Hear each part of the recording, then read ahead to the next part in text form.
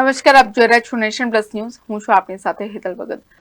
સુરતમાંથી જીએસટીએ 8 bogus પેઢીએ 200 કરોડના નકલી GST bill બનાવ્યા હતા. બનાવ અંગે સીજીએસટીએ સુરત ક્રાઇમ બ્રાન્ચમાં ફરિયાદ આપી હતી.